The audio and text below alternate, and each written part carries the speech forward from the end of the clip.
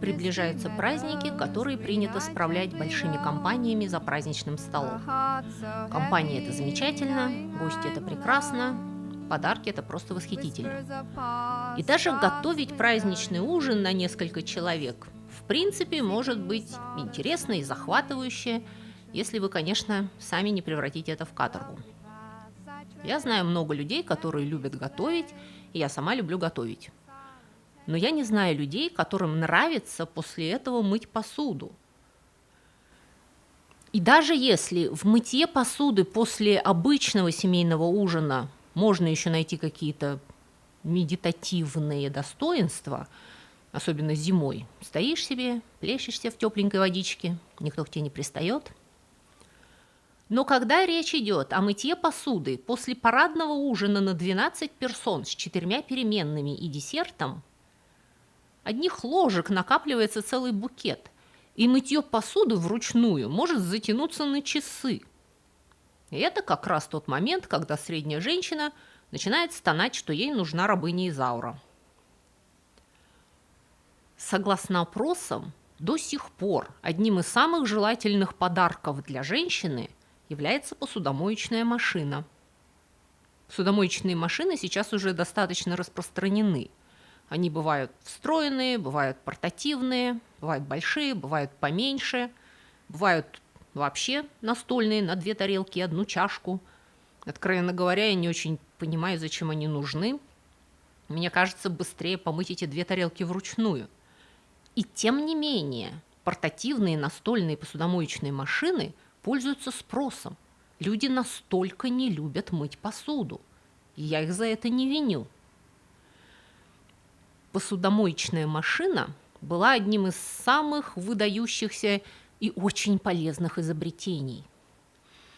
И глядя на то, каким успехом пользуется мое видео о швейной машине, честное слово, я не ожидала. Я подумала, что людям будет полезно и интересно послушать о том, как другие основные машины для домашнего хозяйства появились на свет и нашли свое место в нашем быту. Сегодняшний мой рассказ об изобретении посудомоечной машины.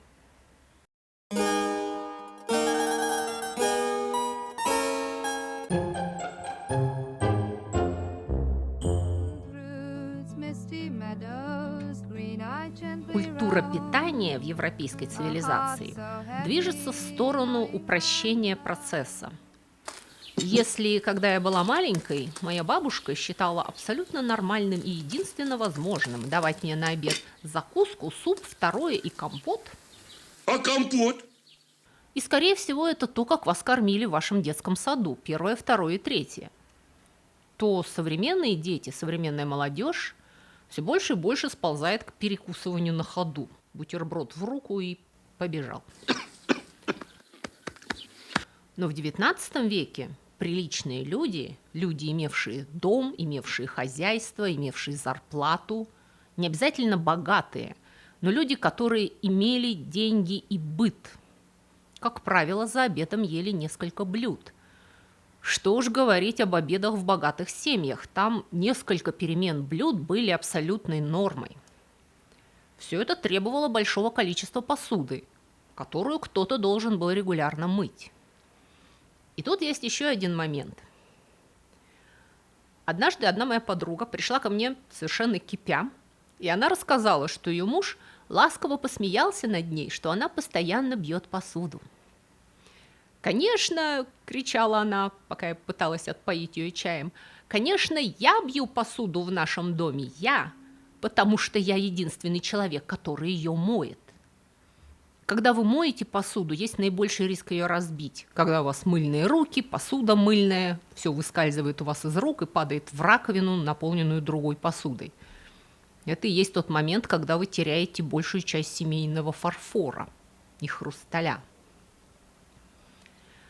Добавим сюда еще и отсутствие водопровода в XIX веке и необходимость греть воду на плите, а потом таскать ее ковшом или ведрами. И без того неприятное мероприятие превращалось в несколько часов противного тяжелого монотонного труда. И даже хозяйки дома, которые сами пальчиком не прикасались к грязной посуде, беспокоились о том, что их драгоценные тарелки и рюмки будут перебиты нерадивой прислугой. Посудомойки женщины, утомленные, уставшие в скудно освещенных помещениях, периодически били хозяйскую посуду. А если они ее не били, они ее портили, потому как изо всех сил скребли по ним щетками, которые снимали позолоту и расписные цветочки. И вот одна из этих хозяек решила, что ей надоело покупать новую сервировку.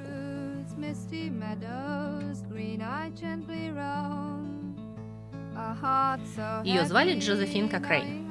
Точнее, при рождении ее звали Джозефин Гаррис.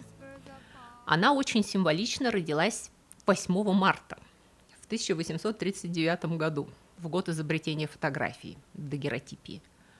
Ровесница Мусоргского и Сезанна. Джозефин была дочерью Джона Гарриса, инженера-строителя, и внучкой Джона Фитча, который пустил первый пароход в Америке по реке Делавэр. Нам немного известно о ее детстве, только то, что оно было сравнительно благополучным. То, что она выросла в семье инженеров, не изменило того факта, что ее воспитывали как нормальную барышню, а не как Хетти Грин. В 19 лет Джозефин вышла замуж за Уильяма Кокрейна. Ему было 27 лет, и год назад он вернулся с калифорнийской золотой лихорадки, где ему не удалось разбогатеть. Женившись и взявшись за ум, Уильям подключился к торговой фирме своего дяди, начал заниматься политикой и постепенно выбился в люди. У Джозефины и Уильяма было 2 детей, у них был прекрасный дом в Шелбивилле, штат Иллинойс. Это небольшой старый город, который Википедия называет очаровательным. Кокрейны были богаты, вели активную светскую жизнь. Уильям был активной фигурой в демократической партии. Джозефин была популярной хозяйкой местного салона. Кокрейны регулярно давали обеды для местной элиты. И вот с этих обедов все и началось. После каждого мероприятия оставалась гора грязной посуды, которую мыли слуги. Слуг в доме Кокрейнов было достаточно. Часть из этих тарелок были еще прабабушкины. Они были переданы Джозефин по наследству. Настоящий китайский фарфор 17 века, не с Алиэкспресса. То есть вопрос даже был не в том, что посуда была дорогой, а она была дорогой, а в том, что она была незаменимой. И служанки периодически царапали и били ее в процессе мытья. Джозефин была очень расстроена. Сначала она увещевала служанок и наставляла их быть аккуратнее. Это не помогло. В отчаянии Джозефин закатала рукава и стала мыть самую дорогую часть посуды собственноручно. И выяснила, что это не так просто. Она тоже начала бить тарелки. И это отнимало у нее вечность. Раздраженная Жозефин спросила мужа, не изобрел ли кто-нибудь в их знаменитой изобретениями стране посудомоечную машину. Тот ласково посмеялся ей в лицо. Он не понял вопроса. Мытье посуды считалось одним из самых простых и дешевых видов домашних работ. Найти хорошего повара было трудно и дорого, но найти посудомойку не было никаких проблем. Человеческую посудомойку. Согласно историческим анекдотам, разозленная Джозефин воскликнула: «Если больше никто не удосужился изобрести посудомоечную машину, мне придется сделать это самой».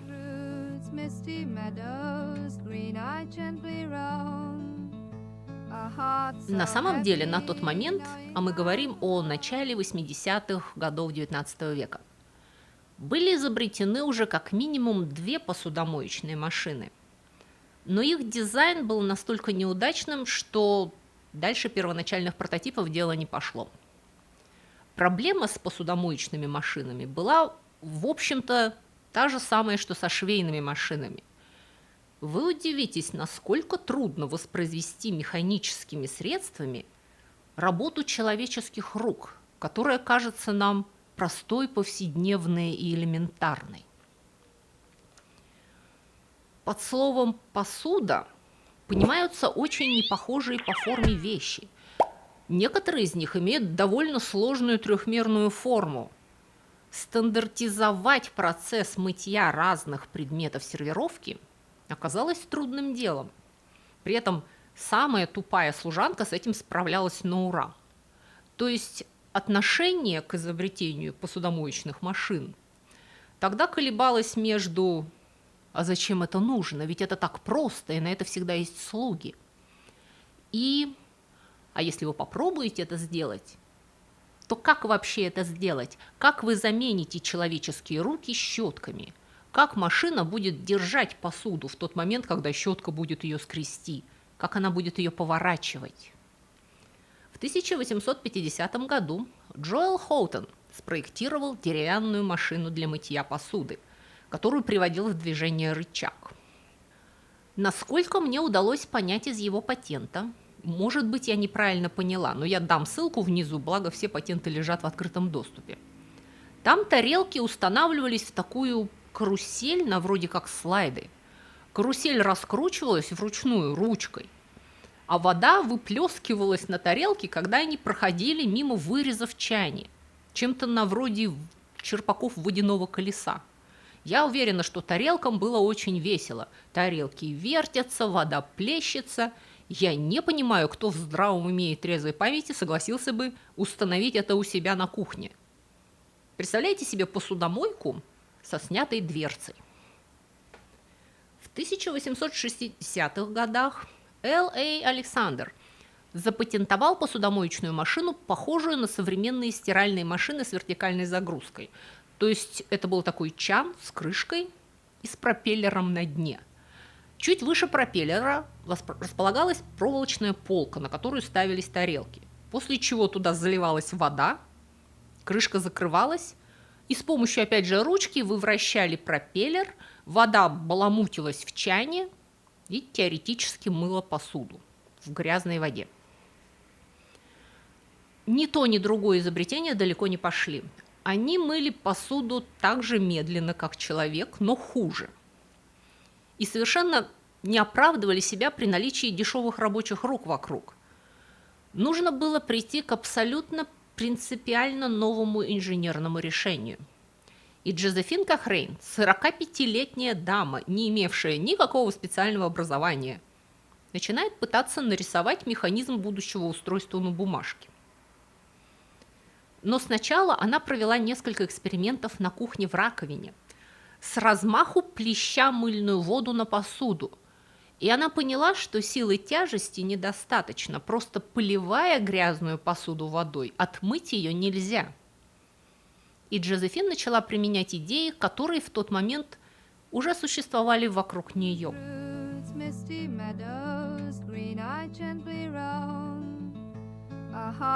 Начиналась вторая промышленная революция. Машины были повсюду. Появилось электричество, двигатели внутреннего сгорания постепенно замещали паровые. И идея, что человек может изобрести что-то и построить на этом стабильный доход, была не глупой фантазией, а вполне реальным и постоянно осуществляемым бизнес-проектом. Джозефин чертит машину, в принципе, похожую на машину Александра. Герметичный бак с полками для посуды, но вода в него не просто наливается, а подается под давлением. Под дном бака устанавливаются две помпы, которые приводятся в движение рукояткой. Вращательное движение превращается в поступательное, мыльная вода с силой вырывается из сопел в дне машины и бьет вверх, где в специально подогнанных проволочных карманах размещены тарелки, чашки, а также в специальном зажиме столовые приборы, ваши ложки и вилки. Помпы две, потому что после того, как первая помпа опустошена, грязная вода сливалась через предусмотренную систему слива, и посуда ополаскивалась чистой водой из второй помпы. Помним, что водопровод тогда был не у всех, вы не могли просто присоединить машину к крану с водой. Ее надо было сначала наполнить. И у нее было два контейнера с двумя помпами. То есть Джозефин изобрела, во-первых, мытье посуды струями воды под давлением, что делало мытье достаточно эффективным, но при этом не травматичным. Во-вторых, она учла нужды хозяек и укомплектовала свою машину специальными отделениями для разного вида посуды, не только тарелок. И в-третьих, она разделила циклы мытья и ополаскивания.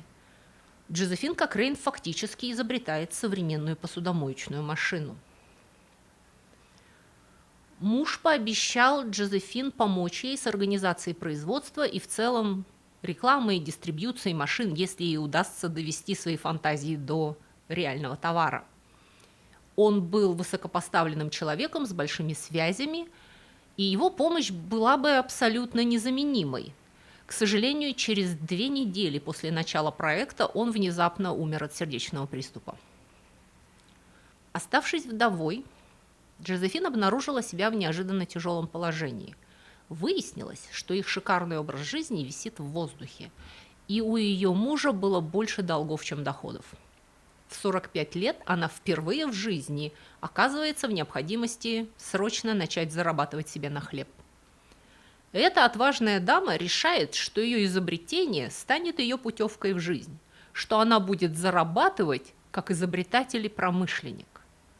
Что было не то чтобы совсем невозможно, но очень-очень амбициозно для женщины в конце XIX века в Соединенных Штатах Америки. В то время в других развитых странах, к примеру, во Франции или в России, это было бы для нее просто невозможно. Там вообще не было юридических механизмов для женщины стать изобретателем, запатентовать свое изобретение и потом начать это монетизировать. Но Соединенные Штаты были, как я уже упоминала, страной, которая нарочно организовала себя так, чтобы способствовать изобретениям. Система патентования была очень простой, и последующая коммерциализация патента тоже. И в этой самой прогрессивной в этом аспекте стране порядка 1% патентов, которые США выдали в XIX веке, были получены женщинами. Примерно в то же время Мария Бистли патентует свою машину для натягивания обручей на бочки. Маргарет Найт изобретает машину, изготовляющую бумажные пакеты, и тем самым она произведет революцию в упаковочной индустрии. Мэри Уолтон изобретает первые системы очистки выхлопных газов, выходящих из труб паровозов и дымовых труб печей.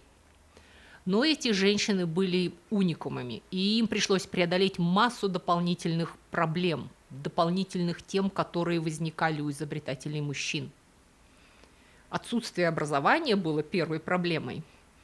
Джозефин с огромным трудом удалось найти инженера, который превратит ее наброски на салфетках в нормальные промышленные чертежи и изготовит первый прототип машины. Его звали Джордж Баттерс, и он был молодым железнодорожным механиком. Им пришлось встречаться тайно в сарае на задах дома Джозефин, опасаясь того, что добрые люди начнут распускать про них сплетни. Поскольку, разумеется, никаких других причин для 45-летней вдовы и молодого человека встречаться наедине было не могло. Не посудомоечную же машину они там вместе изобретают.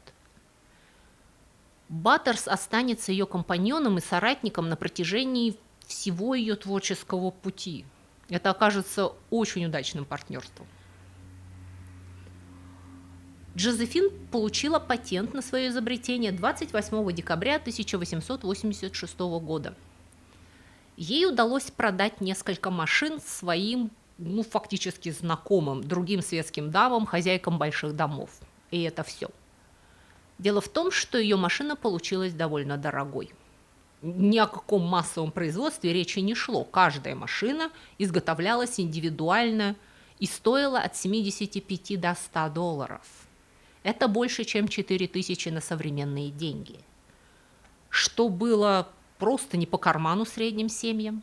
А учитывая, что труд слуг в то время был сравнительно дешев, автоматическая посудомойка в частном доме просто не могла конкурировать со служанкой. Не говоря уже о том, что в среднем домохозяйстве того времени такие суммы женщина не могла расходовать без одобрения своего мужа. Это было намного больше той суммы, которую ей выдавали на ведение домашнего хозяйства. А как я уже сказала, мужчины в принципе не понимали проблемы и не видели смысла тратить такие деньги на машину, которую легко было заменить хорошенькой розовощекой девушкой из деревни. К тому же, вы же понимаете, что эта посудомойка не освобождало полностью время прислуги. Кто-то должен был постоянно стоять рядом с ней и крутить ручку. Посудомойка могла вымыть большое количество посуды гораздо быстрее, чем человек, но зато служанка могла в свободное от мытья посуды время делать что-то еще. Мыть полы, чистить картошку на кухне, бегать в магазин за продуктами. А машина-посудомойка работала 10 минут, после чего стояла и ничего не делала. И многие хозяева считали, что это чрезвычайно неэффективная затрата денег. Джозефин постепенно осознала, что если она хочет продавать свои машины, то ей нужно полностью сменить целевую аудиторию. Ее машины имели смысл только в тех местах, где было очень много посуды, и где разговор шел не об упрощении жизни работников, а об уменьшении оплачиваемых человека-часов. Она начала продавать свои машины ресторанам и отелям, местам, где посуда мылась не 3 раза в день, а непрерывно.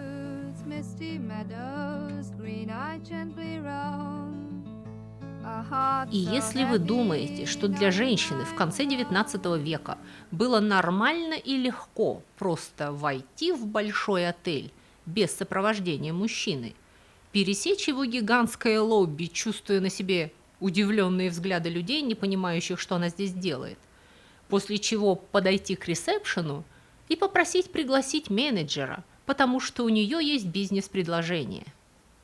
Это был отдельный героический поступок, равный примерно выходу человека в космос. Но миссис Кокрейн взяла себя в руки и начала это делать. И ей удалось уговорить хозяев нескольких чикагских ресторанов и больших отелей установить у себя ее посудомоечные машины. И это был ее первый настоящий успех. К огромному удивлению клиентов, ее машины работали безукоризненно.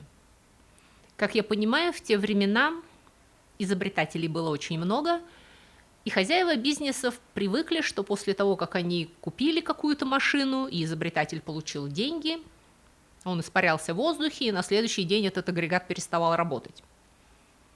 Но машины Джозефин работали прекрасно, и ее машина мыла 240 тарелок за 2 минуты. Бессмысленно для частного дома, но очень полезно для ресторана. И ее машина не била посуду. И поскольку крупные отели и рестораны в те времена уже могли иметь водопровод и даже иногда электричество, Джозефин разработала усовершенствованную модель посудомойки, которая уже работала на проточной воде и на моторе. То есть уже не нужно было стоять рядом и крутить ручку.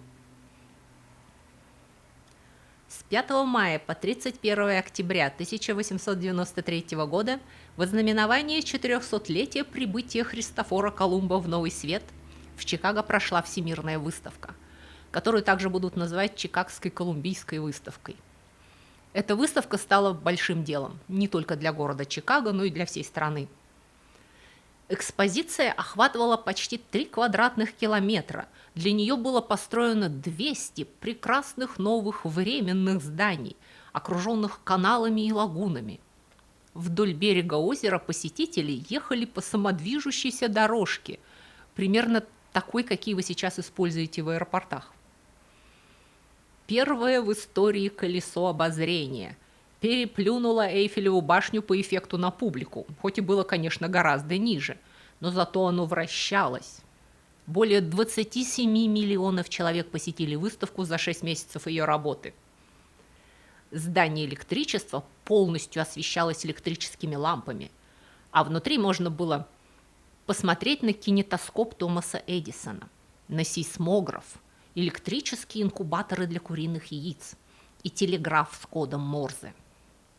В других павильонах демонстрировались первый дизельный двигатель, самодвижущиеся экипажи на паровой электрической тяге, армированный бетон, новейшие сельскохозяйственные машины и гидравлические прессы. И среди всех этих замечательных изобретений пыхтели и плевались водой 10 посудомоечных машин Джозефин Кокрейн. Они не только были частью экспозиции, но и реально работали в выставочных ресторанах и кафе. Ее машина вызвала огромный интерес как у обычных людей, так и у хозяев бизнесов. Она получила первый приз за лучшую механическую конструкцию для практического использования. Помимо ресторанов и отелей, ее машина была оценена школами и больницами, которые осознали ее гигиеничность, поскольку машина Кохрейн использовала для мытья очень горячую воду. Благодаря успеху этой выставки Джозефин наконец-то смогла найти инвесторов для расширения производства. В 1898 году она открыла собственную фабрику, и Джордж Баттерс стал ее управляющим. Она продавала свои машины от Мексики до Аляски. Ее основными клиентами по-прежнему были отели и рестораны, хотя к этому моменту ее фабрика уже предлагала две модели. Маленькую домашнюю с ручным приводом, которую нужно было вручную наполнять водой, и большую промышленную, которая подсоединялась к водопроводу и мотору. Джозефин, которой уже было за 60, лично ездила на установку каждой из проданных машин. Она должна была убедиться, что все делается надежно и качественно. В конце концов, такой напряженный стиль жизни окончательно подорвал ее здоровье. По всей видимости, у нее случился инсульт, который она не пережила. Врач, давший заключение о смерти, написал, что она умерла от утомления. Джозефин Кохрейн скончалась 3 августа 1913 года в возрасте 74 лет. Через несколько лет после ее смерти ее компания была приобретена другой компанией, и постепенно она стала частью KitchenAid, которая теперь является частью корпорации Whirlpool. А посудомоечные машины станут частью домашнего обихода только в 50-х годах 20 века и поначалу только в богатых домах. По-настоящему большое распространение посудомоечной машины получат только в конце 70-х. У меня лично первая посудомоечная машина появится в 2001 году. Это была маленькая портативная машинка на колесиках, присоединявшаяся к водопроводному крану. И она шумела так, что нам приходилось уходить из квартиры, потому что, когда она работала, было невозможно разговаривать.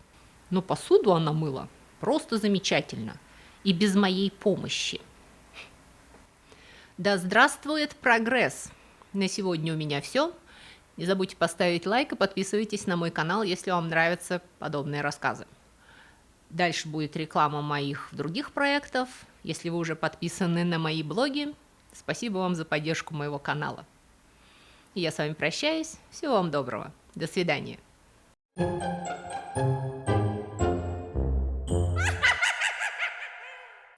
Друзья мои, если вы скучаете между субботами и хотели бы больше и чаще узнавать всякие интересности, касающиеся истории культуры, и особенно истории бескультурья, то вы можете подписаться на мой блог на Бусти или Патреоне.